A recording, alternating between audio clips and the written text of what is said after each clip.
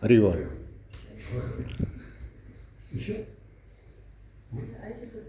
Noch weiter.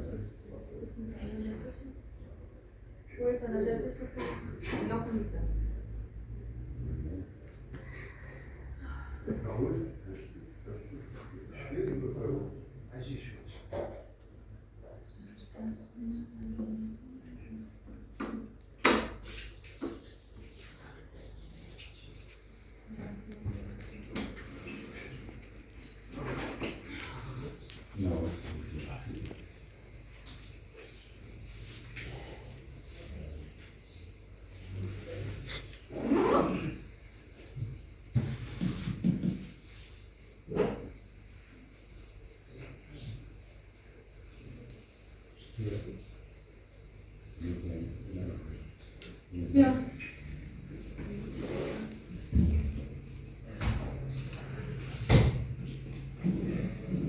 Wir singen noch, der andere Krishna ist noch nicht da, aber die Idee eigentlich in 10 Minuten oder wann immer der kommt. Ja, am besten die Tür offen lassen. Ja, können wir die Weihnachten nicht, wenn der gerade mal dabei fährt. Hare Krishna, Hare Krishna, Krishna Krishna, Hare Hare, Hare Rama, Hare Rama, Rama Hare Hare. Hare Krishna, Hare Krishna, Krishna Krishna, Hare Hare,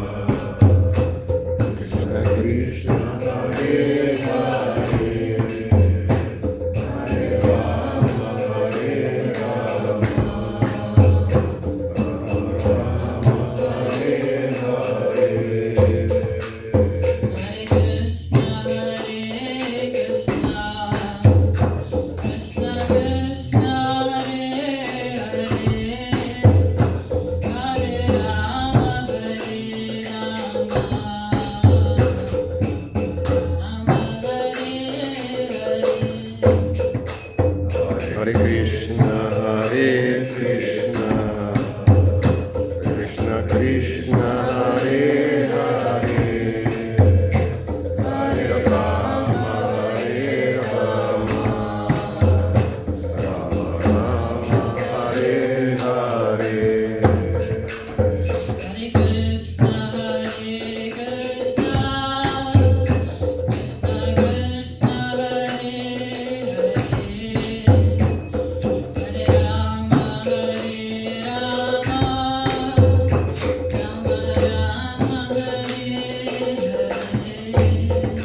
Hare Krishna, Hare Krishna, Krishna Krishna, Hare Hare, Hare Rama, Hare Rama, Rama Rama, Hare Hare. Hare Krishna, Hare Krishna, Krishna Krishna, Hare Hare, Hare Rama, Hare Rama, Rama Rama, Hare Hare. Hare Krishna, Hare Krishna, Krishna Krishna, Hare Hare, Hare Rama, Hare Rama, Rama Rama, Hare Hare.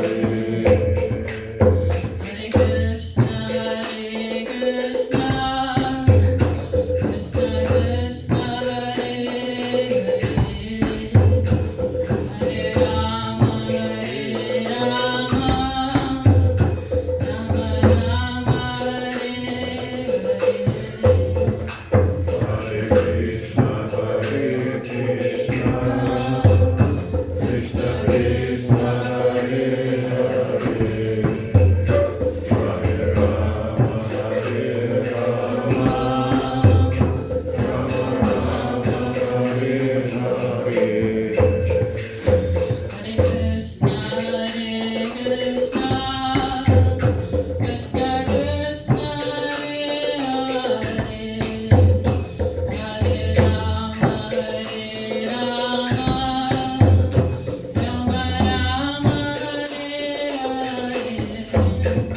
Hare Krishna, Hare Krishna, Krishna Krishna, Hare Hare, Hare Rama, Hare Rama, Rama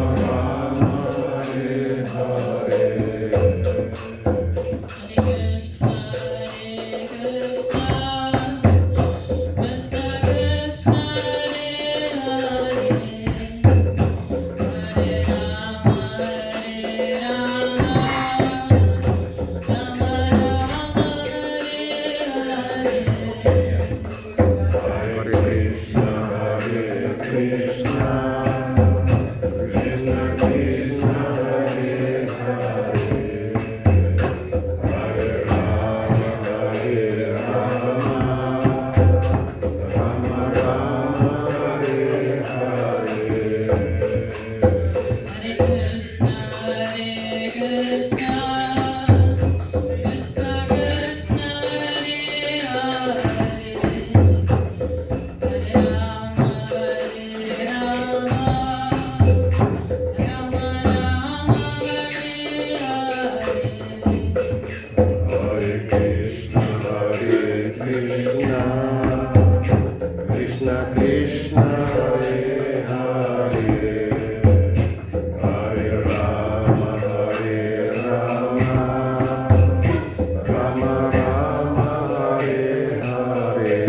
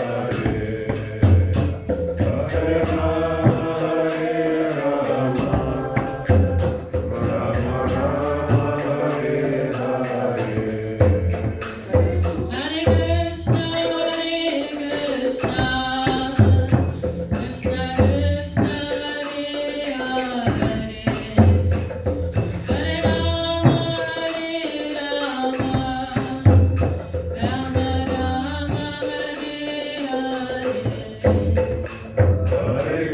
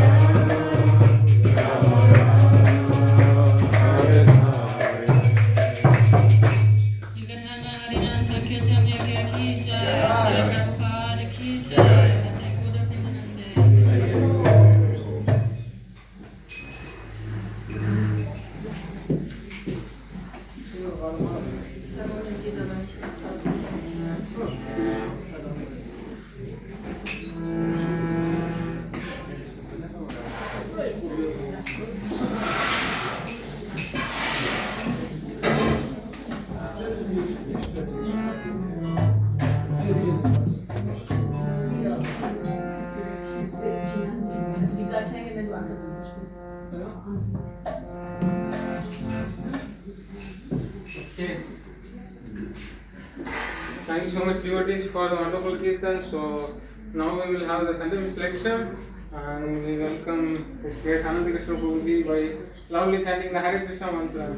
Hare Krishna, Hare Krishna, Krishna Krishna, Hare Hare, Hare Rama, Rama Rama, Hare Hare. Yeah, so Hare Krishna Prabhu. So Prabhu has been practicing Krishna consciousness for a couple of decades, and he has also been teaching courses on Shastras. So, for example, Bhakti Shastri, Bhakti Vaibhava, and Prabhu is mainly preaching in Simachalam. And we have Prabhu's YouTube channel and website link. So there is visiting cards on the entrance. So please feel free to also take while you go. And if you want to have more of his association virtually, you can tune into his website and have a look at the courses. And now Prabhu has personally come all the way to give us his association and enlighten us. And along with the lecture, at the end, Prabhu would also like to talk a little bit about the Ratha Yatra. So it would be great, Prabhu. Yeah. Okay. Yeah. Please. And yeah. Okay. Hare Krishna. Gut, so. Also ich singe noch Radha Madhava, aber sprechen wir dann Deutsch oder Englisch? Yeah. So where festive kind English or who doesn't understand English? No Deutsch. Wer versteht kein Deutsch? Yeah. Alle verstehen Deutsch. Ja.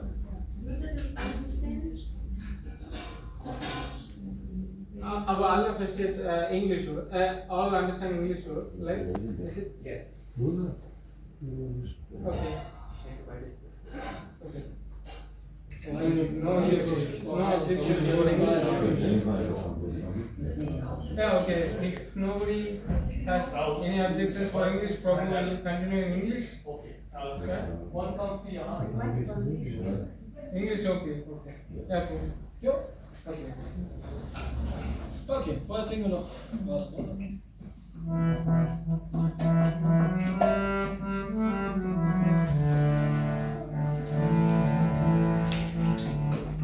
Jaya Radha Madhava Kunjari Hare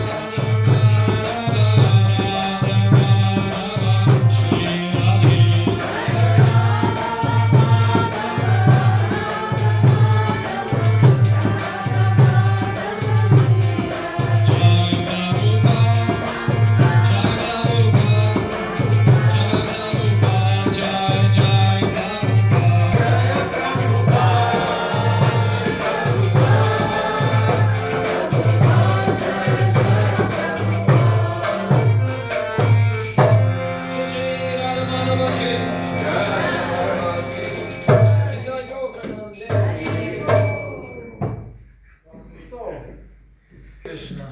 So, you speak English, yes? You decided on English? Everyone is happy about English. You're not happy about English? Not really. But it's okay. But it's okay. Ich verstehe es. Cold War is over. So, Hare Krishna. So, thank you very much for coming, everybody, to this wonderful occasion. You're using your time very well from a spiritual point of view. You could do so many things now. Weather's not too bad. Munich is big. So many options. But you decided to come to this little Hare Krishna temple. That's very, very magnanimous. Great souls assembled here. And actually it's a very big Hare Krishna temple. Just looks small. But here are the wonderful lords, Sri Gornitai and also Radha Krishna here. So this is more or less the center of Bavaria, at least. Manchalam is also there. Yes, okay. For you, center of the universe. All the three worlds. The best place. Because here we can cultivate Krishna consciousness. And this will bring us out of the material world. Yeah. So it's something to really be conscious of. That now we are souls covered in material energy, circling throughout all kinds of life forms, lifetime after lifetime, and suffering the pangs of the material world. So many troubles are there. Who has no troubles? Right? Everyone knows some troubles are there. But this can be ended when we become Krishna conscious and leave our body and go to the spiritual world. Paravyoma, transcendent the sky. So then for me it's also an honor to be here, to be allowed to speak something about these topics. So we will read from the Bhagavad Gita, as this is our tradition, to hear directly from the scripture, Bhagavad Gita. Everyone is familiar with Bhagavad Gita.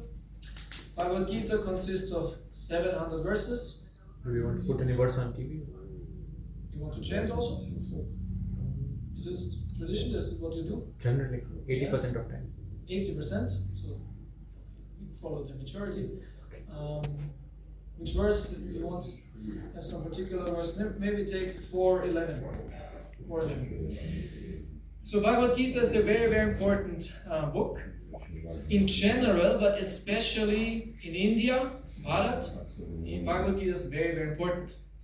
And especially for those who follow the ancient teachings. Bhagavad Gita has a very special position because there are many Vedic scriptures, many Sanskrit texts, and many philosophies. Yeah, you have so many Upanishads, 108 Upanishads.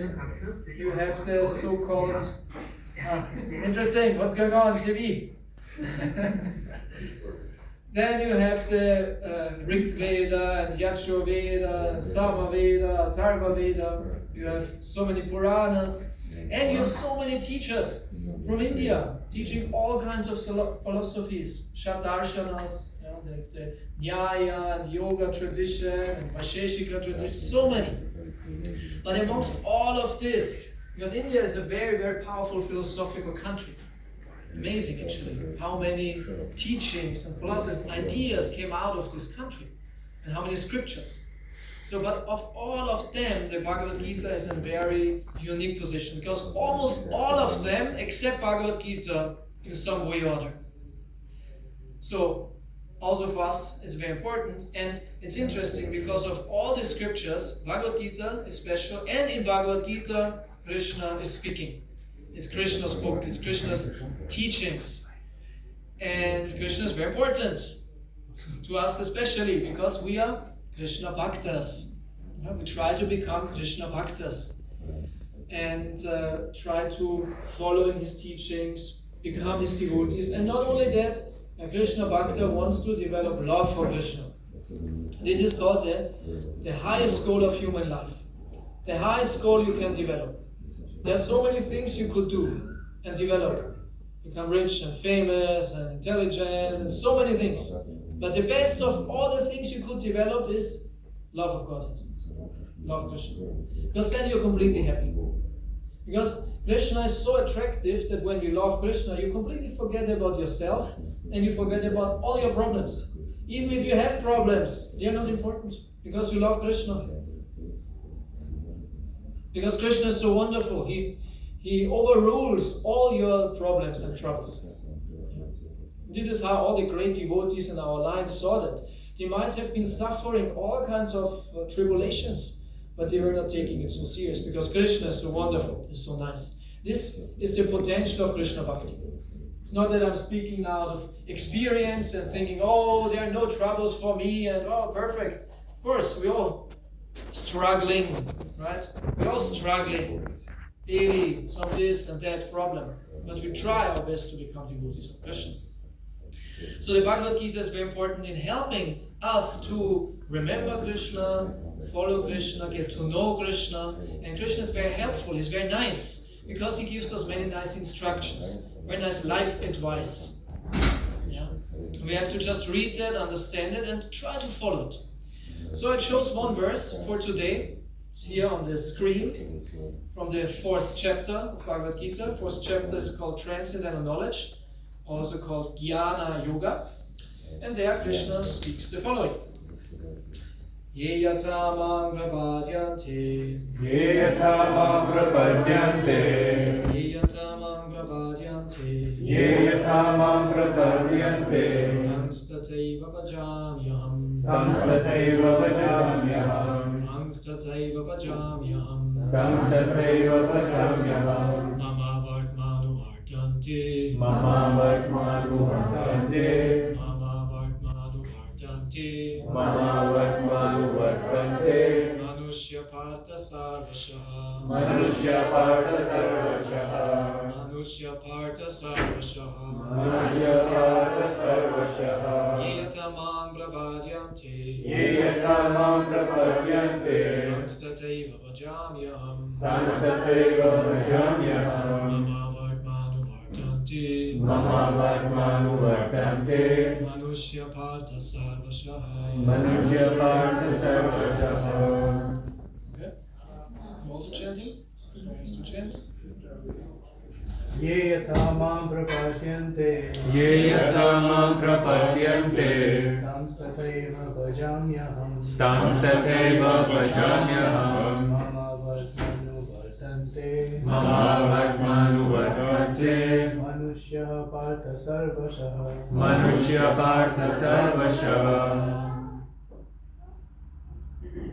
Someone else? Ye yatha mam prapadyante. Ye yatha mam prapadyante. Tam tathaiva bhajamyaham. Tam sathaiva vajamyaham. Mama vartmanu vartante. Mama vartmanu vartante. Manushya partha sarvashah. Manushya partha sarvashaha. So now the translation, you can also read along. It's easy to also see the text.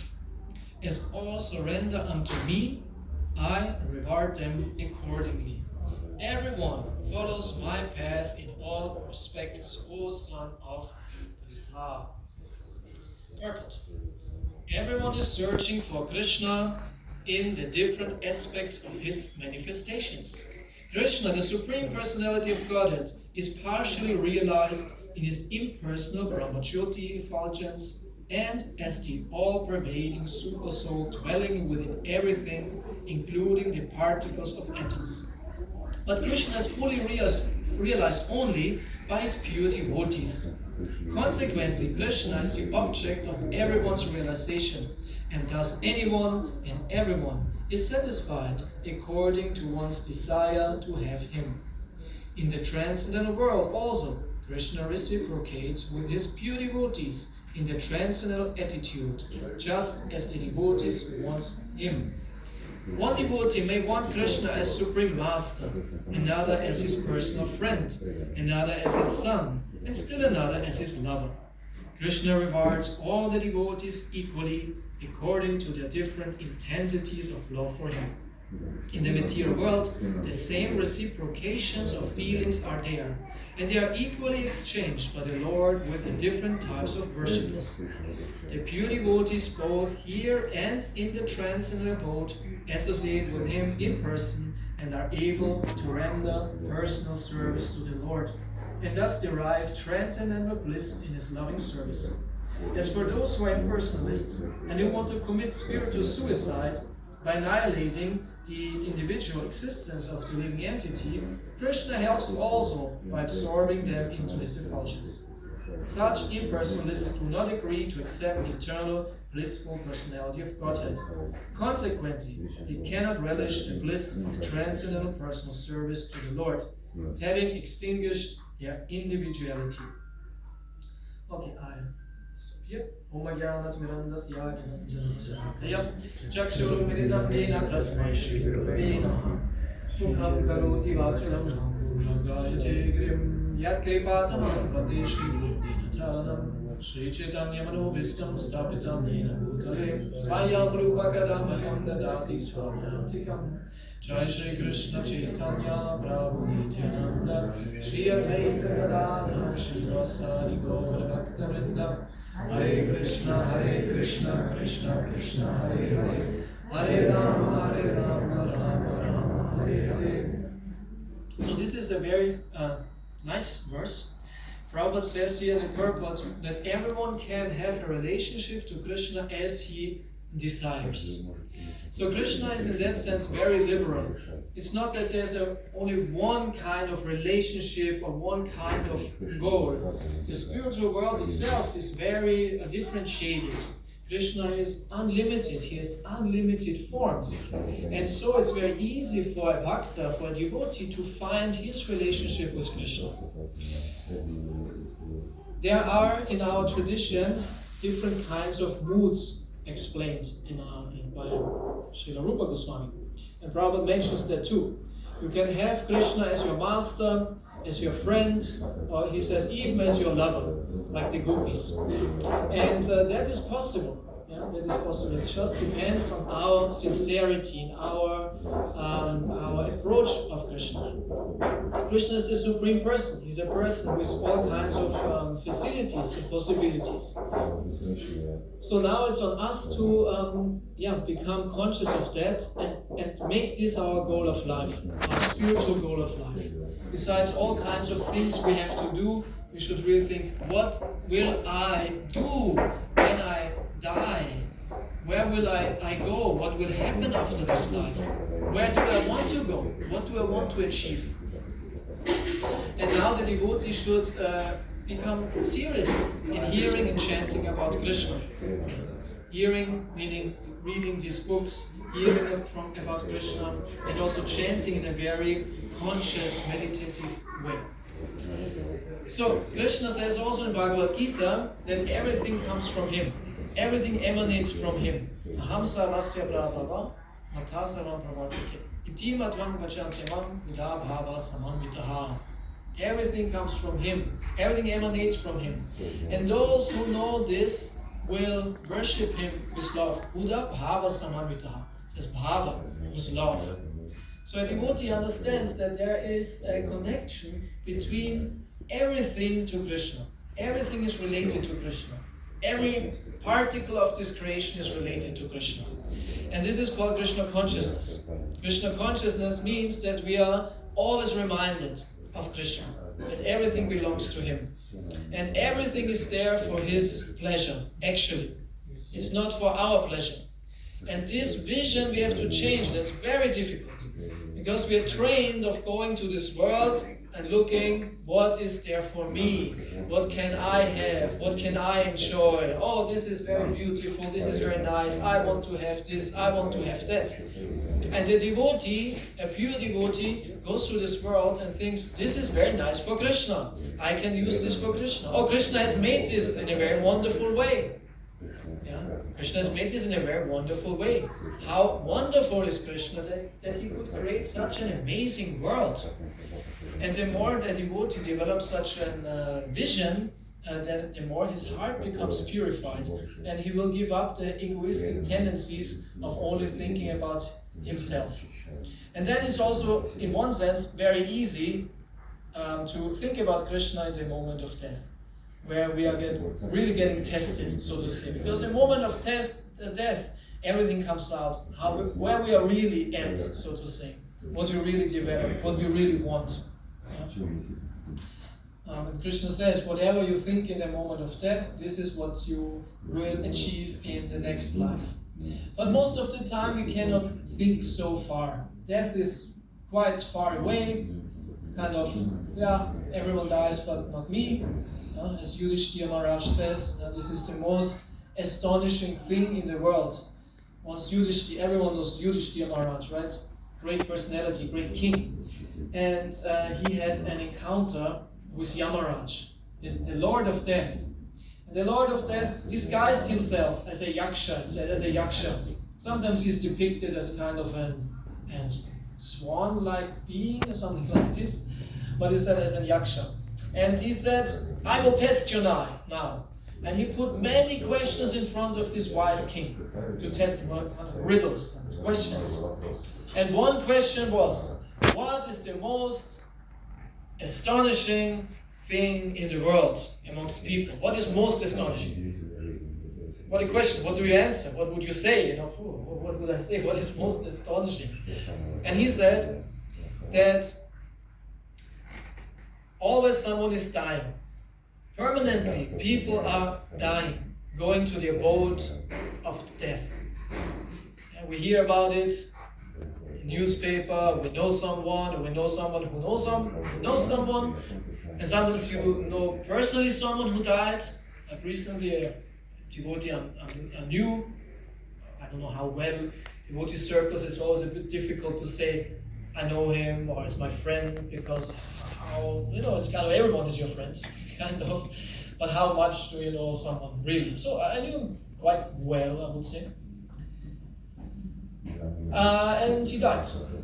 He just died. One night, he died.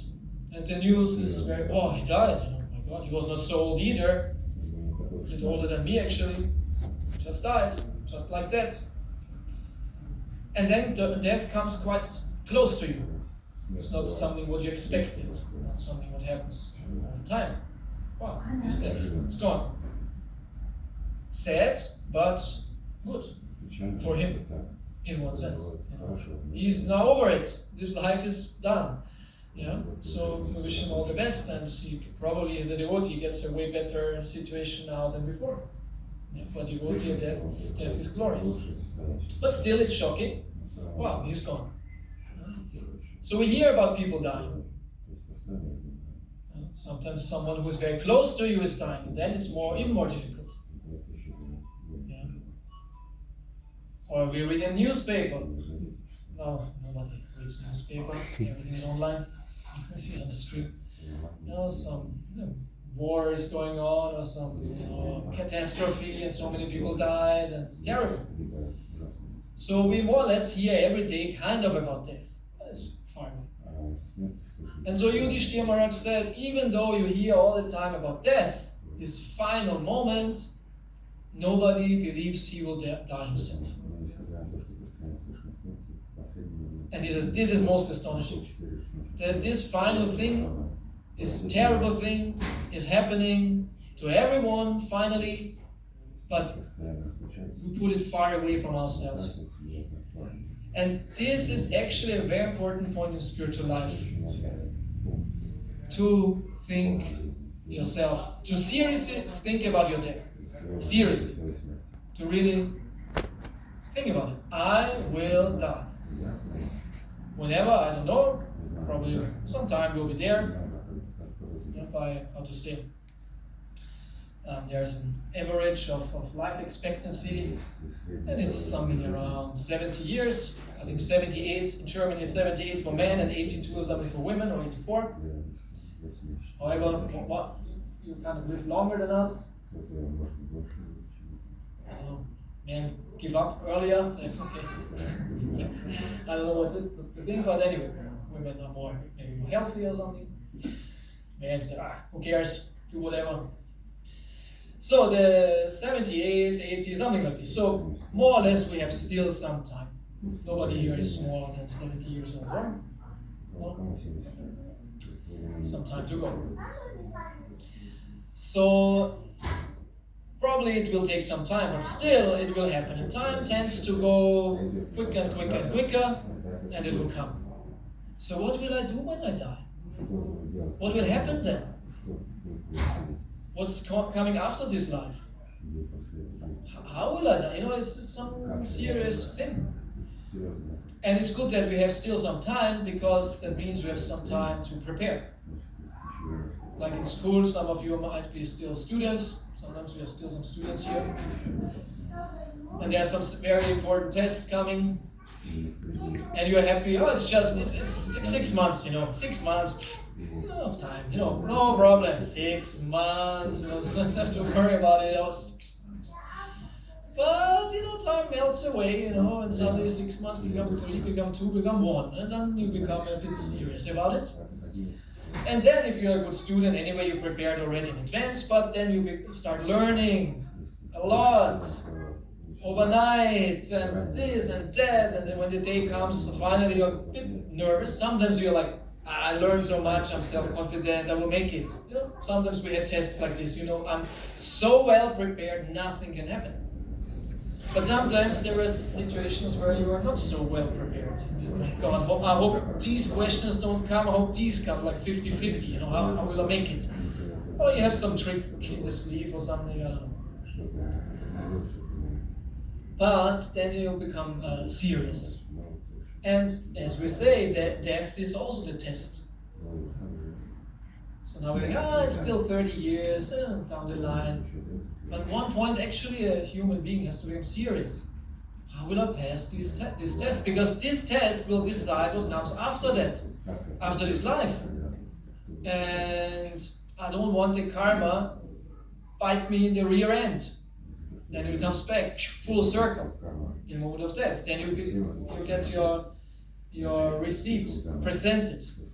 And you go shopping and put everything in the cart. Yeah. This I take, this this looks good. Sure, I take this one, and then you get the receipt. Oh my God, can I give something back?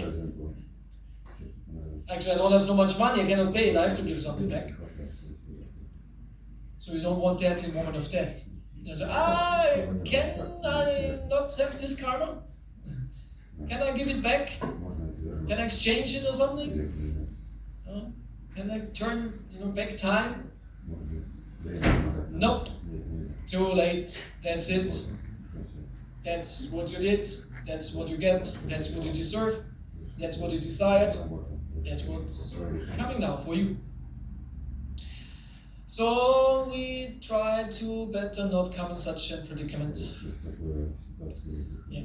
And Krishna consciousness is actually a lifestyle. No? It's not just a cultural thing, coming Sunday here, taking some darshan and putting darshan and go back home. No? It's not like this, right? To tell your Indian friends.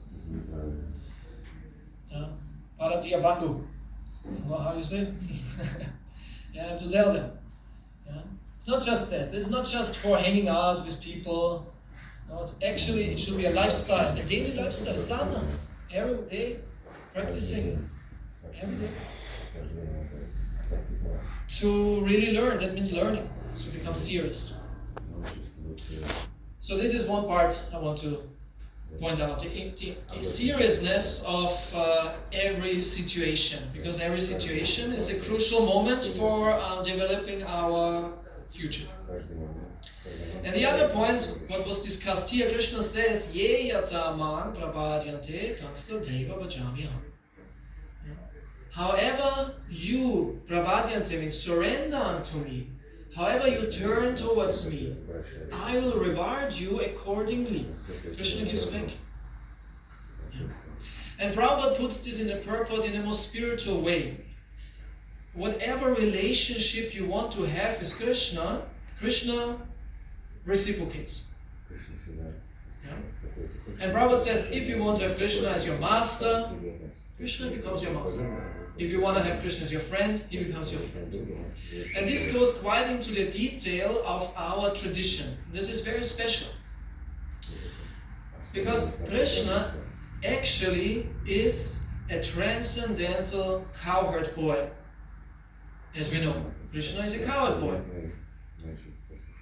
And he plays with his friends, and he has his whole society in this realm where he fits as a cowherd boy, right? He's not living as a cowherd boy in, as we say, or Dvaraka or in Vaikuntha or in a big city, or no, the reality, the realm fits perfectly to his form, to his mood.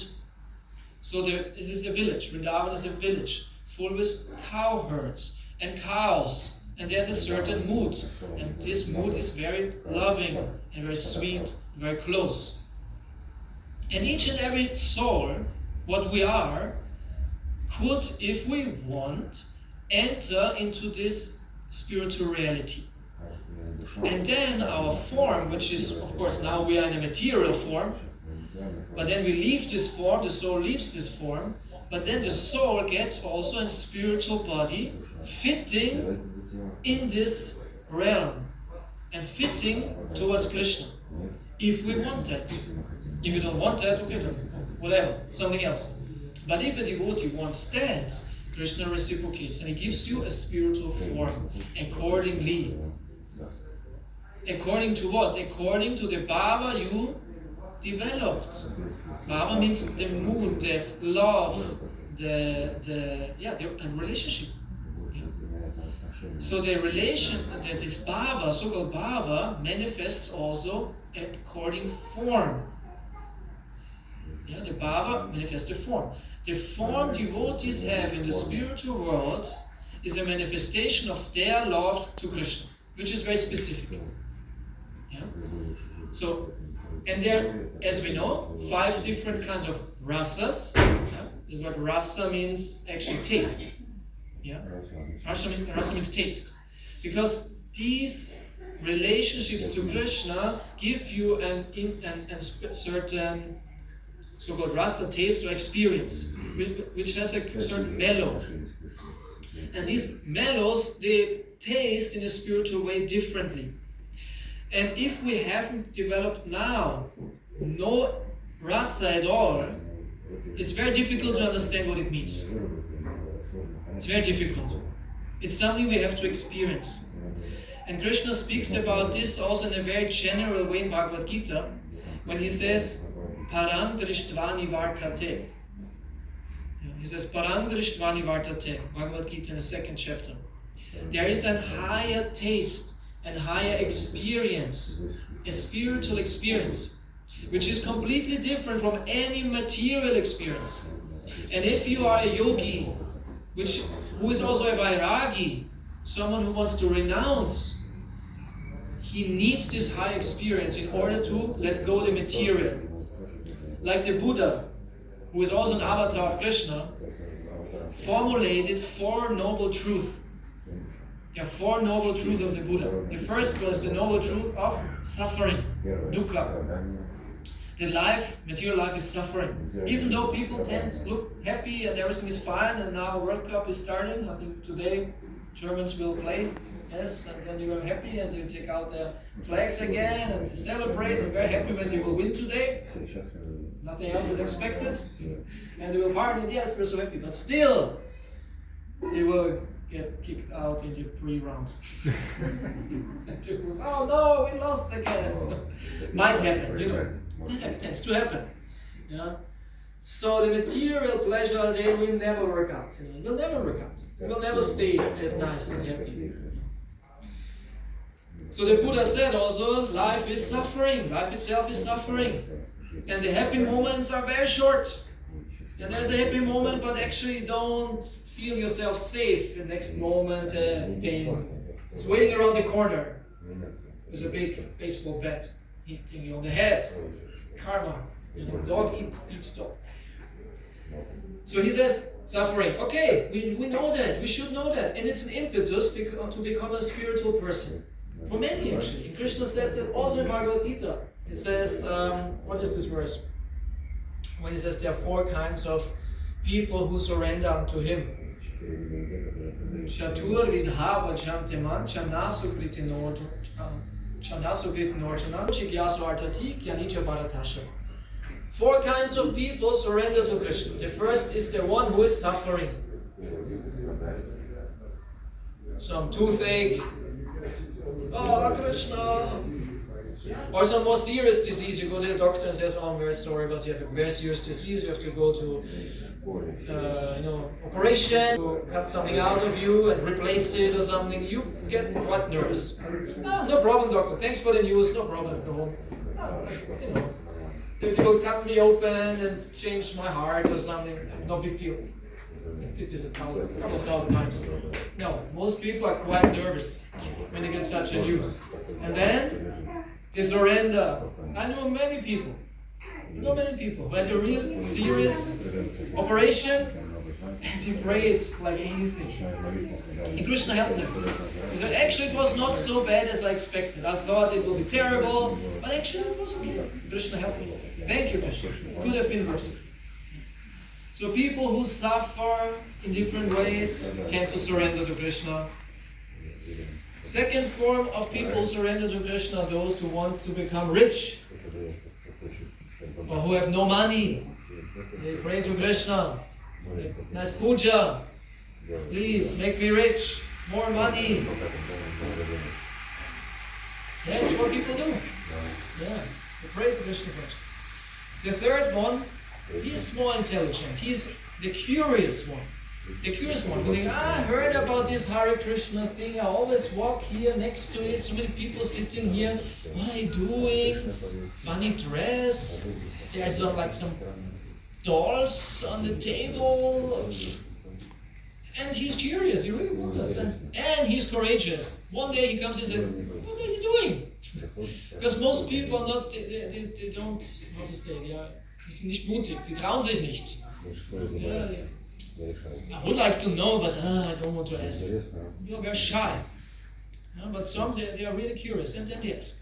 So Krishna says, this is the third kind of person who surrenders unto me. He's curious. And then there's the fourth. He says, this is actually the best. He searches for the absolute truth. Those who really want to understand what is the purpose of life and what is God, and they surrender. So it says, and so the first two are people who have problems. So it's very natural to surrender to Krishna when you have these problems. So it's an impetus. So Buddha says, life is suffering. Second noble truth is the reason for this suffering, he says, is the urge to enjoy the world, to grab things, to want to have things. And as I said, the pleasure is very temporary and it turns into a problem. Krishna says the same in Bhagavad Gita. Because Arjuna asks, why are people doing the wrong thing, bad things, even though they know it's bad? Maybe we ourselves know that also. You know it's bad and you shouldn't do it, but still you do it. So Arjuna asks this question. They act bad and against their own will. And Krishna says, who knows what Krishna says? What's the answer? Krishna's answer. Third chapter of Bhagavad Gita. Who knows? A verse. Nobody.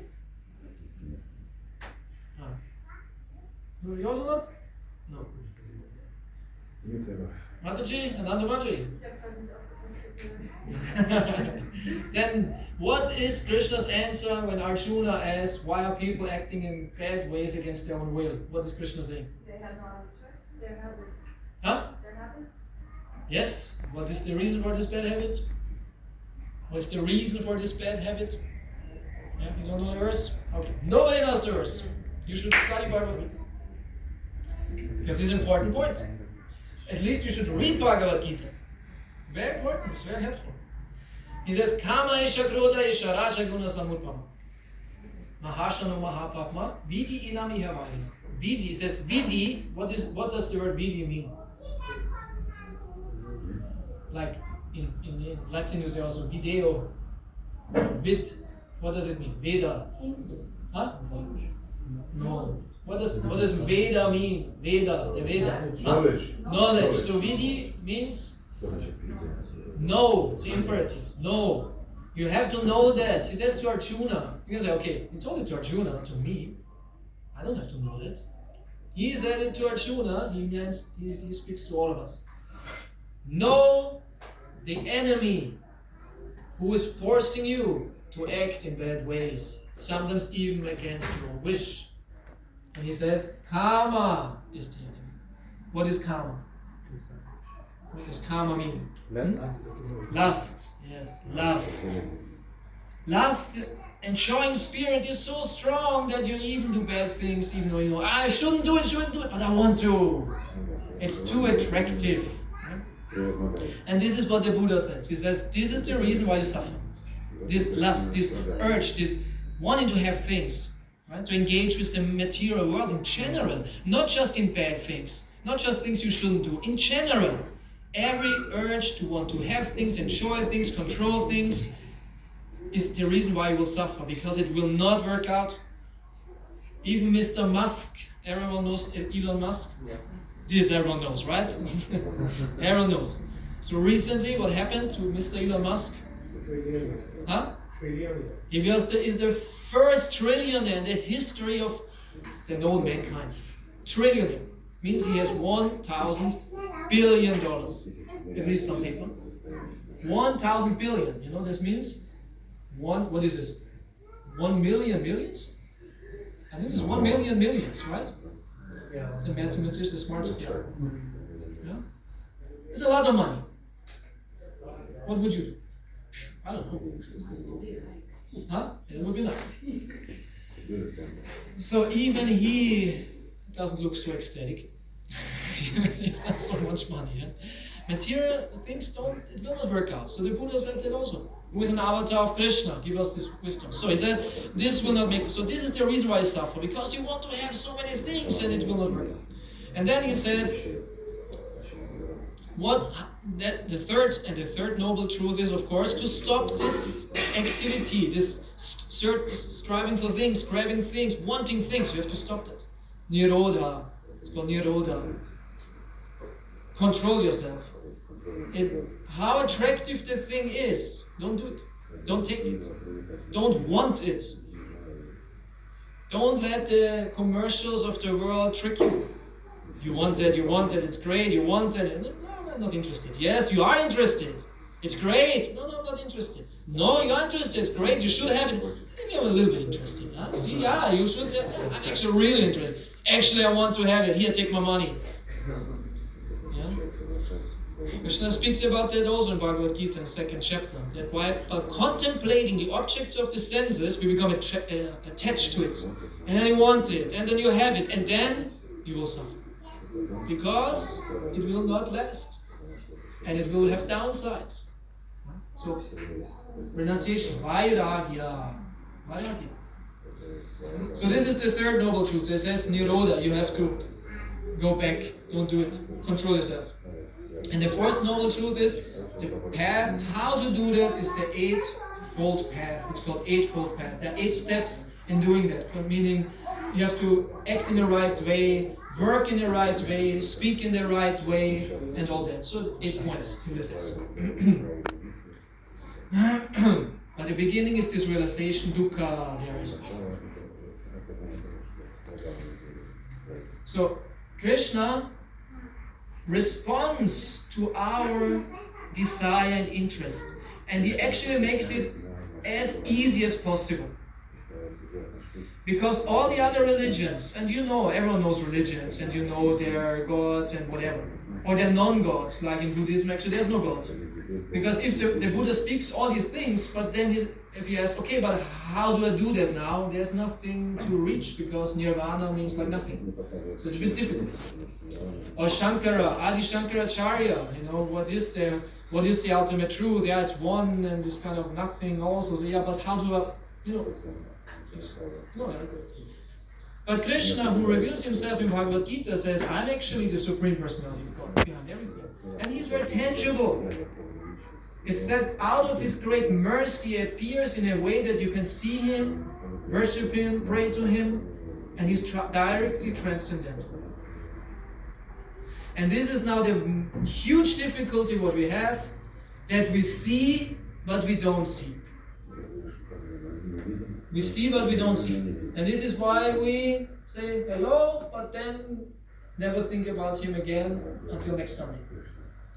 And this is why we still active in this material world with all material stuff, because we haven't realized that we are spiritual souls, and that we actually belong to Krishna. And in the end, when we surrender to Krishna and practice bhakti, that we become way more happy. And this is the reason why I toured now in my lecture when I spoke about this rasa, this taste. Krishna says, Parangristvani Vartate. There is the chance of a higher taste, which is so much better than anything what you desire in life. I don't want to ask you now, be honest and tell me what you want, what gives you pleasure. Probably everyone says, chanting. Maybe prasada, maximum prasada. This is the lowest I would go, prasada. But besides that, just spiritual. Everyone has something what gives you pleasure. Your children or grandchildren or some music, some Bollywood star or something, or Bollywood starlet, or some movie or whatever. And think, this is actually what I really want. If I could have the choice, I would like to have more of that. So whatever you think gives you pleasure in life, you say, this is so wonderful, so great, so nice. My new car, my Tesla, my study, whatever. It's all insignificant. Actually, it's sad. And I don't speak from experience, because this is the reason I'm still in this material world. If I would have realized that, I would be already gone. But it's sad that any material thing, what you think is the greatest, most wonderful, money, car, sense enjoyment, women or men or family, whatever, it's all so insignificant in comparison to the pleasure which is possible with Krishna. That's why Krishna is also called in the Upanishads, Taittiriya Upanishad, Raso Vaisa. Maybe you know this. Raso Vaisa. He is rasa. Rasa means taste. And as I said, it's not a material taste, it's a spiritual taste. And this is what I meant before, that it's difficult for us to understand rasa if we have not tasted it.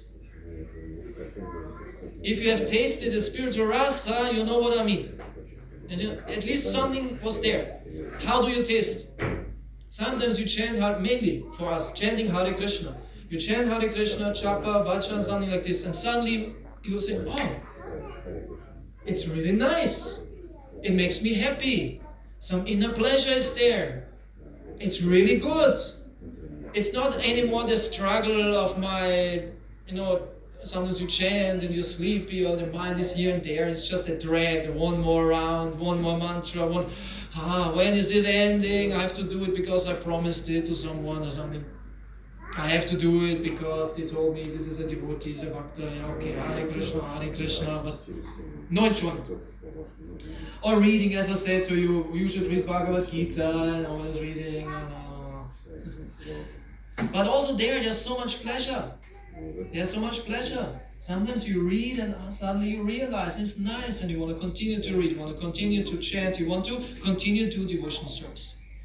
This is called rasa, spiritual taste. And it's said this is unlimited, and if you experience this in a perfect way, you are not interested anymore in anything material.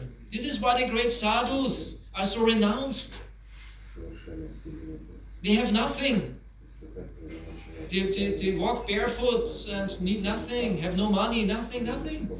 Because it's useless.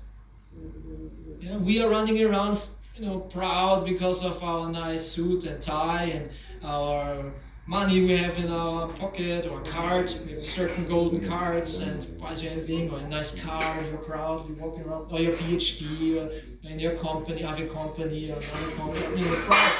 And the sadhu looks at you and he smiles. He's not arrogant, he's what a loser. What we are actually, because we lose everything. We lose everything. When we die, you give up your company, someone steals, whatever, you cannot stay.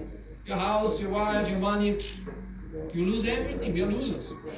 Sadhu is very merciful, but still, he is rich, because he has Krishna in his heart.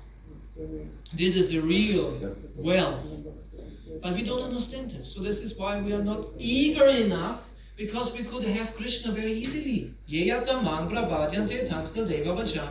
said in this verse, as you surrender to me, as you want me, actually, as you want me, I reward you, I will give you. Krishna is not holding back. If you would go to Krishna and say, please Krishna, give you to me, that's not the proper English, but reveal yourself to me. I really want you. I really want you as my dearest friend, as my Lord, as my Master. Please. Krishna will say, yes, sure, finally. But we never ask, we never want. And so Rupa Goswami explains this point in his scriptures. Rupa Goswami is a very, very great sadhu. And he said the only thing, the verse, the only thing you need to get Krishna, there's only one thing, he says, is greed, a certain spiritual greed, because it's low young, that you really want Krishna. The desire is the only thing. You don't need to have a shika, a dhoti, tilak, nothing actually. This is just expression of our desire, because it's culture and all that is good. But actually it needs only this desire that you say, I really want Krishna. I really want to be Krishna conscious. But my problem is now that I realize this is good and I want it, I realize my desire is actually not big enough. If you realize that at least theoretically you think actually it would be nice to be Krishna conscious. Actually it would be nice to be a devotee of Krishna, to have a clear mind. Actually it would be nice. So at least a slight interest is there. But the desire, the real desire is not there. Then you should desire the desire. Yeah. And if you don't desire the desire, you should desire to desire the desire. Actually. At least somewhere you have to start. Really, actually, Krishna, please give me this desire that I would like to surrender more to you. Please. Pray. And in this mood, chanting and surrendering. And Krishna will manifest this in your heart. And gives you a higher taste, opens your eyes. He will really reveal himself. I reward you according to your sincerity, according to your surrender. So this is a verse which is very, very important. We should understand this principle. We should study that. Think about that. It's about your life. It's about our life. And we should become serious to really become close to Krishna. Very powerful. And the temple here is actually for that, to practice that. In singing, in bhajan, in serving, in having association with devotees. And when you come here, you should take the opportunity to learn about Krishna also when you talk with others. Not just talk about your studies and your job and your children and this and that, socializing. It's fine, this also has all in our life. But mainly you should ask another devotee, how are you doing it? How are you chanting? How can I become Krishna conscious? Like when you're in the job, you ask your colleagues all the time, all kinds of stuff. How do I do this? How can I program that? How is this? How is that? How do I learn? All the time, because you're interested. When you're interested, you ask questions. So show your interest in talking with devotees about Krishna. How can I become Krishna conscious? Especially those whom you think are advanced on the path. Where you see, actually he knows more. Actually he is more realized. Oh, Prabhu, give me some advice. It's very important. Krishna says that also in Bhagavad Gita, Tat viji pranipatina pariprashnasya upadikshanti te jnanam jnaninas tattvadarshinaha. If you want to know the truth, approach someone who knows the truth. Approach a tattvadarshi, someone who sees the truth. And then you ask, pariprashnena means asking questions. Ask him. Very important. So we need some intelligence in our brain which is only focused on material stuff. Change some behavior, so to say, and become very successful in spiritual life. And I end with one example Prabhupada gives, who said that our devotees, they were more or less crows before, but now they turn into swans. We turn from materialist to a spiritual person. And he compared the materialist to the crow. Because crows, maybe you like crows, but they are black, they are loud, make terrible noise, and they hang out in not so nice places. And the swan, white, shining, He's swimming in a nice lake with lotus flowers, very has a certain vibe. And Prabhupada says, no problem for the crow. Because Krishna consciousness can transform the crow into a swan. And he said this about his disciples. He said, before you were all kind of crows, talking about all kinds of nonsense, doing nonsense stuff like the crows. And now they turn into swans. So we can become very, very wonderful, shining Hamsas or Paramahamsas. Right? Through the power of Krishna consciousness. Yeah, please, maybe you remember this verse. Yeah? As all surrender unto me, I reward them accordingly. Everyone follows my path in all respects. So this was the verse of today. And reading Bhagavad Gita helps you in learning all that.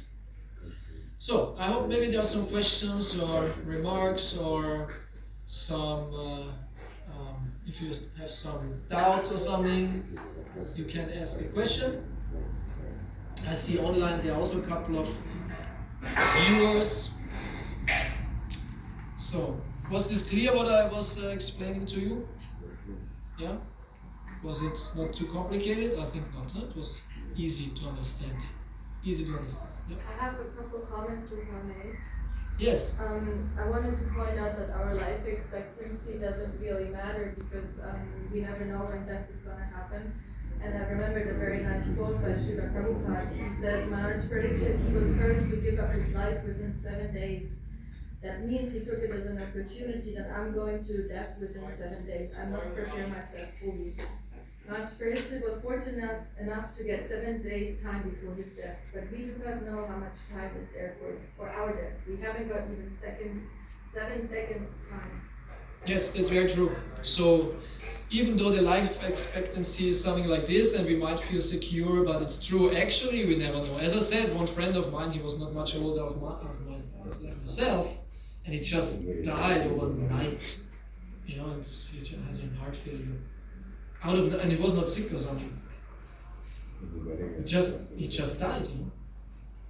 So yeah, that's very true. This should give us some impetus to become more serious and not think, oh, 78. The women, oh, 82. Yeah, it's true. Yeah. And regarding the rasa, I wanted to point out that it doesn't develop because Prabhupada was asked by Nandanani Mataji, is our rasa with Krishna already established? I mean, is it eternal? And he says it is already established, we have got a relationship. So it's not something we choose or something we pick. And Prabhupada goes on to say that when you become liberated, you realize that your relationship with Krishna is like this. Yeah, it's a very controversial point because there are, more or less it's both ways. Actually, it's both ways. It's revelation, it's cultivation. Because this is sometimes the discussion. Is the rasa or the relation, because rasa is also the wrong word, because rasa means the taste. Actually, the word by Rupa Goswami is rati, which means the relationship, and rasa is the subjective experience based on a certain rati or relationship. And so this rati or relationship, is it developed? Meaning you have some liberty in that, or is it revealed because of the sadhana, right? And this is a very long discussion in general, but it's certainly both. It's certainly both. Meaning, because Rupa Goswami says the specific cultivation of the relationship to Krishna starts with a conscious decision, because you have some experience in your bhajan and you feel an attraction towards a certain devotee, and you think, I want to be like him. This is how Rupa Goswami puts it. I want to be like him. So you could say this certain attraction towards a certain devotee comes because of a preposition of your internal relationship. So that means it's in revelation. It's already there, it's written. This is why you feel attracted to a certain bhakti. But then you have to cultivate. This is just like a little glimpse. But it doesn't happen automatically now to develop. Now it needs the cultivation, which is called Raga Nuga Sadhana Bhakti Yoga, meaning you have to further develop this relation. It's not, oh, now I have a little inclination and that's it, and we continue however. No, your bhajan becomes more specific. You focus more on this devotee, you engage more with the topic, you read more Lila Katha in this way. You think about your position in the Lila. Rupa Goswami even says about the Siddha Deha, you meditate about yourself in the Lila. This is your internal service, your external service. So this is why Rupa Goswami explains the whole process, what I mean with cultivation. But the impetus for that, as you say, is a certain inner revelation, a certain attraction. Yeah, so in that sense, it's both. Is that a nectar of instruction or nectar of This is instruction? Bhakti Rasamrita Sindhu. Yeah. And one more thing I wanted to point out in Chaitanya Charitamrita and Chaitanya Mahaprabhu, he forbids us to hear Buddhist philosophy. So, No, he speaks about Mayavad philosophy, so-called Mayavad philosophy. well, which he says are both atheistic, so Yeah. it's not something we should hear. Yes. So just to be careful. Yes, true. But there's a difference in hearing about from sources which are, as you call it, forbidden, and study to more or less refute. Yeah? Like Ramanujacharya, like Jiva Goswami, like so many great acharyas, they had to know what they were talking about. And if you talk about something and you don't have really understanding about that, then you cannot really talk about it. So Ramanuja, or Madhva, or Jiva, and all that, they studied very intensely the Sharyaka Bhashya, Shankaracharya, and to refute it. So what Chaitanya Mahaprabhu means is hearing in a submissive way. Like, oh, I want to study this now to understand the absolute truth. Of course this is forbidden, it will destroy your bhakti. So that's very true. But I was quoting now this Buddhist path just to give a point to the starting point of any philosophical inquiry is for all philosophies the same. I was not justifying the absolute understanding of Buddhism in that sense, right? It was just a point that they all start in the same to realize that life is suffering, and the points are all the same, you know. The points are all the same, and I'm not teaching Buddhist philosophy. I hope nobody got the misunderstanding I'm teaching now Buddhist philosophy. You had the impression? Oh, he turned into a Buddhist. No, of course not. Yeah? We have a personal understanding. Yeah. And at the same time, Buddha was an avatar of Krishna. Yeah. And he had a certain mission. And the mission, well, because at that time, the Vedic culture turned into a complete ritualistic, materialistic pursuit. They were just killing the animals, and so Buddha came. And of course, this philosophy is not something what we need nowadays. Prabhupada says Buddhist philosophy, Mayavad philosophy is nothing what we need, because Chaitanya Mahaprabhu gave the complete understanding. But inside this complete understanding of Chaitanya Mahaprabhu, all the other philosophies are included. And this is what I wanted to show, that in these four noble truths of the Buddhists, it's the same principles. This is not wrong, right? It's the same principles. It's very true. And even the Eightfold Path, it's the same principles of a sattvic lifestyle. But where does it lead? Why do we lead a sattvic lifestyle? Because you want to become Krishna conscious. Yeah. So I don't think it's problematic to quote such a thing. You think it's okay? I do. And like I was trying to find the quotes where is that the one that's compared to poisoned milk? No, poison milk, Prabhupada says this example you give, poison milk means if Prabhupada says if a snake touches milk, then the milk turns into poison. He meant when Mayavadis, they speak about Krishna, or they chant Hare Krishna. If someone who doesn't have the right understanding, and he speaks about Krishna chants, then this bhajan or this katha turns actually to poison. And you should be very, very careful hearing that. But what I'm doing is actually the other way around. I'm using their philosophy in a Krishna conscious way in that sense. And I'm not pointing to their conclusion. Huh? I'm not. Okay. No, I understand your point, and I really feel with you that you think, oh, this is problematic, no problem, but I don't think it's a problem. It more or less shows the universality of Krishna consciousness, that the same principles are seen there. And even the impersonal understanding is included in Vaishnava philosophy. is not our goal, but it said there are 5 kinds of liberation. And there's Sayuja Mukti. And we know Brahmacharya, this is an option for some people who want to reach liberation this way. It's not our way, it's not something what we recommend, definitely not. But it shows Krishna's a very liberal nature. He doesn't forbid that. And there are philosophies for people who want to reach that. Like Prabhupada was once on a morning walk. Actually, it's in regard to Buddhism. And then he criticized Buddha. He criticized Buddha, but not because of philosophy, but because Buddha was negating Vedas. And Prabhupada took the point of the Vedas because he said, actually, he forbid animal sacrifice. And actually, animal sacrifice and eating meat is good. Prabhupada said, eating meat is good. And the people who were listening to it were shocked and were defending Buddha and said, but actually did something good. He said, no, because eating meat, or the explanation of eating meat, is for those who want to eat meat, that they can't do it in a way that they don't go to hell. So yagya, they can do that. So Prabhupada was even liberal on that point. He said, but it's not our way, it's not something what we do, we have a completely different lifestyle. But it shows the liberality of the Vedas. And the Guru is the one who understands what is for whom, who needs what.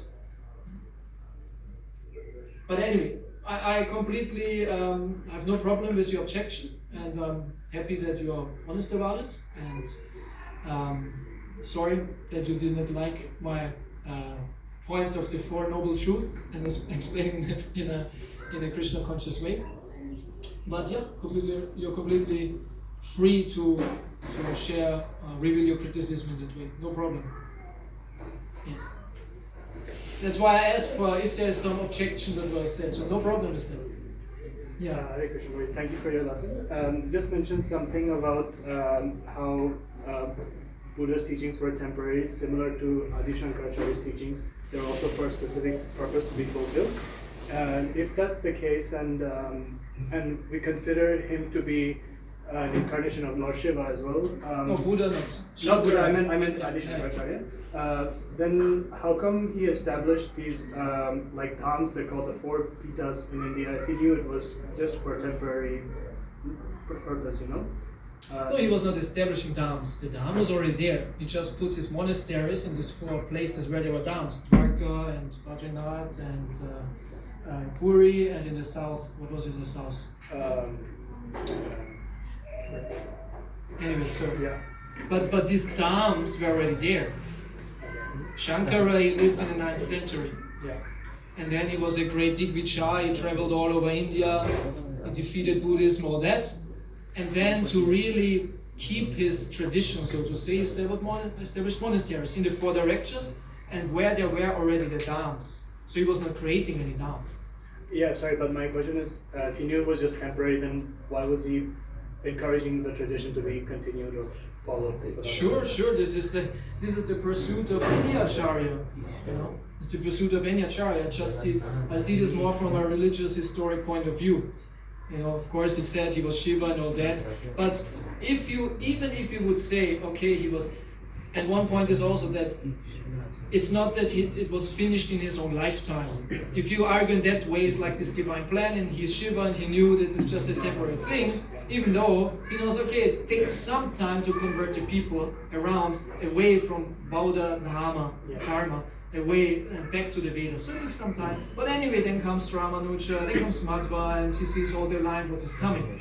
And in the end, it's true, because Bauddha Dharma was more or less completely driven out.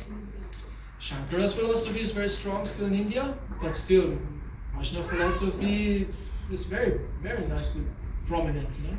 And now Chaitanya Mahaprabhu, this is kind of a development. Chaitanya Mahaprabhu's philosophy is like the epitome, the most shining Vedic philosophy. You know, and especially propounded by Shiva Goswami, and of course by Srila Prabhupada. So that's a grand plan. But I cannot read the mind of Shiva or Shankara, I don't know. Yeah? Thank you for the very nice class. I One second, here's a question, then we come to you. Yeah. It was a very nice class. A lot of basic concepts were reread, so it was very nice for me. I had this question. So, how can we know that the Krishna, the scriptures, the Bhagavad Gita, and everything, and the concepts like afterlife and liberation, they are all real and not simply a matter of belief or imagination? And how do we know that these ideas that the scriptures present fit with the modern reality and science that we know right now? This is too Big question. general. It's too general. You know, I spoke about fully more specific. But to be point. more specific, how Which can one of we? science or the life of the death or the belief in the truth of it? Yeah, how can we, given the science that we know, how can we have our faith that Krishna does exist? There is afterlife and liberation. Okay. Because of science, how can you still believe in life after death and Krishna or God? I would say this is no problem.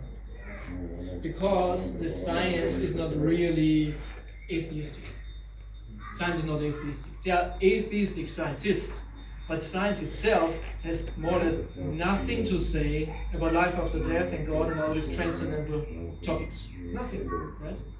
And actually, other way around, there are actually scientists who try to prove something beyond the physical, who study near-death experiences or reincarnation science is there even. So this point of a life after death, or at least a conscious existence beyond the physical, there are some points from a scientific point of view actually. Right? And the other question about God in general, this is like a huge discussion also in the West. It's not just in India, it's also in the West, the existence of God. And even there are scientists who are really putting the point that even science or that what we can research, the physical world which we can research, points to a God. And I just say there's one so-called argument for the existence of God, which is called the teleological argument for the existence of God. And there you have lots of scientists who actually say the more we study the physical reality, the more we see there must be a God. This is the most logical explanation, the explanation of complete accident, which the science is actually teaching that the universe is an accident, the laws of nature are accident, the creation of the planets are accident, the life itself is an accident. Then from simple life towards the more complex life, to the human life, to the psychological possibilities of human, they are all an accident. But all these accidents are so unwahrscheinlich. What's the word in English? Unwahrscheinlich. Improbable. Improbable. That it's actually more or less impossible. This improbability is bordering towards impossibility. Because it's amazing how to say narrow it is, exactly, the fine-tuning argument and all that. So the scientists are actually in huge trouble right now because of the advances of science. Because the scientists see now how defined actually the world is. And this is why they came up with this multi-universe philosophy or theory. Right? This is why they have now, this is the newest thing kind of, the multiverse. It's not a universe, a multiverse. They are unlimited universes, and so they want to reduce the improbability, and they say, okay, we are by chance more or less in their universe where the improbability was just probable. Right? But there are lots of issues with the whole thing either. Yeah? So they just want to go many complicated paths to avoid God. Right? But according to scientists who should abide by Occam's razor, right? Occam's razor, the most simple explanation is the most probable. They should actually say, yeah, why not take the God factor in the whole calculation? So science is not the issue. I wouldn't say so. It's very nice answer. Thank you. Okay. In the back. Yeah, you here. No, because he was also raising his hand, but I said, okay. You. Thank you. You were talking about enjoyment, desire of humans to enjoy the material world as something that is not being accepted so well. And if I remember right, Krishna said one phrase. He said that human's life is serving the enjoyment of Almighty. If I remember it. Human life is Human life is serving. Serving. Pleasure, the enjoyment of Almighty. okay.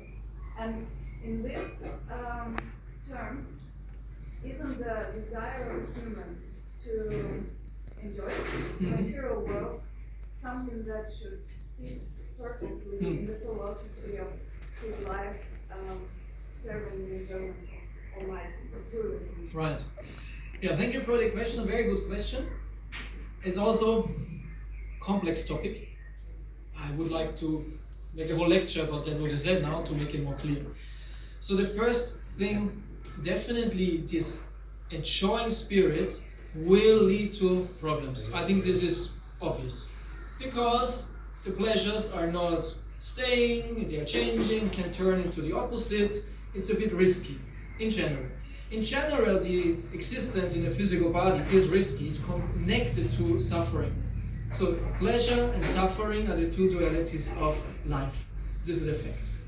And this is where the sages, I don't say now Buddha, but also, sorry to say, but also Krishna, yeah, this is just a simple thing, all the great sages understood that we are in this predicament of a problematic situation. And if there is a chance of being in a situation where there's no suffering, definitely you should choose that. And they say there's a transcendental reality where this is not the case. Best would be now to put your consciousness now completely on the transcendence, what we do through Krishna consciousness and chant Hare Krishna and worship Krishna and through Krishna Bhakti. Do this completely because there is no problem, because it's transcendental, and you will leave your body, go into a reality which is Vaikuntha, there are troubles and all that. This is definitely the best. But now comes the point, what you make that, this is not easy. This is not easy because we still have attachments to the material world. And the Vedic scriptures now say, this is all right. There is a path, if you cannot renounce now completely, to connect your material desires, but put it into a spiritual context. This is the difference towards a materialist who has no spiritual context and he just wants to be rich and enjoy life and do all kinds of stuff. This is very, very risky with karma and it will not work out. But if you understand, actually, I'm not ready for complete renunciation, then you put your pursuit for material happiness in a sattvic way. And this is called Varnashram Dharma. Yeah? This is also put in the Purusharthas, Dharma, Artha, Kama, Moksha. This is recognized in the Vedas in general. This is also part of Grihastha Ashram. Right? We are not all Vairagis, Sannyasis or Brahmacharis. Yeah, there's room for material enjoyment of family life, of certain things you want to enjoy, but you do it in a sattvic way, and you do it connected with spiritual duties, which means that you will transform from the attachment towards spiritual realization, where you naturally give up the material things. And you say in the end, thank you, Krishna, that you gave me all that. I experienced it, it's enough now I don't want it anymore. If the material desires are not getting really fulfilled and one desire after the other keeps you in the material world, you're not getting out. But if you do in a sattvic, actually Krishna conscious way, what is he even said in Ishupanishad, when he said, Isha Vasamidam Sarvam Yatkincha Chagatam Chagatena Teptena Bunchita Magrita Svitanam, where it said, you should only take what is yours and you can bunchita, means enjoy that. That what is yours, according to a sattvic life, this is yours. Krishna says, yes, enjoy it, but do it in a Krishna conscious way, and then you will give it up anyways. Then you will give it up. You shouldn't stay attached to it all life. Yeah? And then you're ready for the renunciation. And this is the whole principle of the Vedic lifestyle. Everyone should step in there where you are, but you should always have the vision towards Krishna, and you want to reach that where you say, actually, I don't want this stuff anymore. And I was grateful that I had it, and I could even be grateful to Krishna for that, but in the end it was just material, it was not so great either. Actually, Krishna is the best. So yeah, it's not so black and white as it might have seemed, but yeah. This is kind of like a middle way where you connect something from above and the material pleasures into like spiritual way as like as given it to a higher state. Yeah, in one sense true, but you have to also understand there are certain things which are allowed, so to say, to enjoy, but certain things are not allowed. right? Because these things are not say not allowed. You can do whatever you like, but certain things which are connected with lots of bad karma. This is why we have 4 regulative principles. You might know our 4 regulative principles. There are 4 regulative principles which a serious practitioner of this tradition follows. First is we don't eat fish, meat, or eggs, because I think this is understandable. This because it's very tasty and whatever you can eat. No, it might be tasty, but actually it's connected with lots of bad karma. Second thing, or however, there's no 1, 2, 3, 4. No gambling. It said no gambling. This can be also because these are pleasures which are connected with lots of implications. They're very risky, very risky. Then a conscious sex life. This is very important. Very difficult for people nowadays. But being very conscious and responsible with your sex life. In an ideal case, only sex for children. Yeah. This is like the highest spiritual standard. And the 4th is no intoxication, no drugs, no drinking. If we follow that, we're living a very sattvic life, very sattvic life. And the rest of the things we want to enjoy, we enjoy what is given by Krishna. Like now, they offer vegetarian food behind there. And now we will sit down, we will eat that, and you will enjoy that. And you can say, wow, it's so tasty. But it's prasadam, it's given by God. This is what you can enjoy. And you will also say, thank you, Krishna, that I could eat this now. So, it's a long topic, but this in essence was more or less our approach. I think my friend wants to ask a question, but I will be taking later. Okay, then we take her, and then you also, no? Front. Okay, good. She would like to ask a question. She is studying Gita. Этот вопрос я уже задавала своим кураторам, and this question she has already asked her teachers. К сожалению, не получила ответ, but unfortunately she didn't get an answer. Вот. Но этот вопрос не касается сегодняшней темы, но касается this question is not about today's topic, but it's about our Gita. Yeah, it's okay, it's okay. Сама Бхагавад-гита, Bhagavad-gita itself. поведана Кришной Арджуне. It's been told from Krishna to Arjuna. А вот Писание, само Писание, оно вначале где хранится? Where's the first writing of Bhagavad Gita has been stored? Where's the first writing of Bhagavad Gita stored? Yes, the first one. So Bhagavad Gita, as actually all the Vedic scriptures, were originally written on these palm leaves.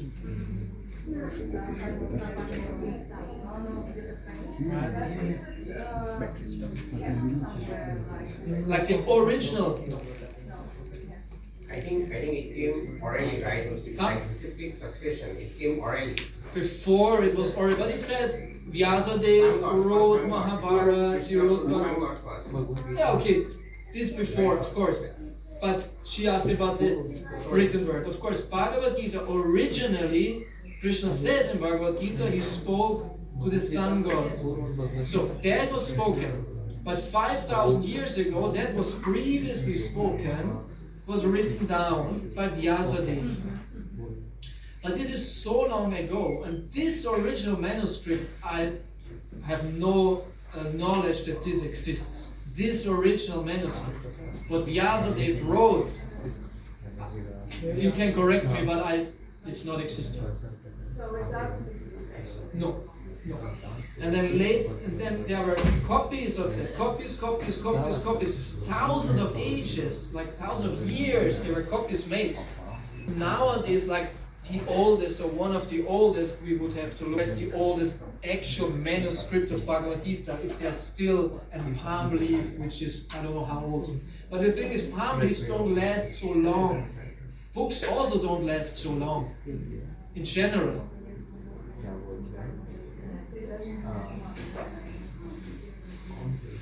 Like if you ask, where's the oldest Bible? Where's the original Bible? I don't think it exists, or the original Quran, which was written by yeah, okay, even the Jews said actually the original 10 Commandments were on the stone. But or like the Mormons. Mormons said that Joseph Smith, he found the Bible which he propagated on like a gold plate or something. Even that they don't have. So some say actually it's a story. But anyway, I just say this like original manuscripts.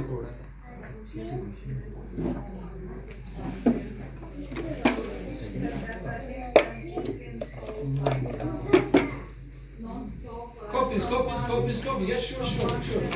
But Bhagavad Gita was so spread over India that it's actually very well preserved.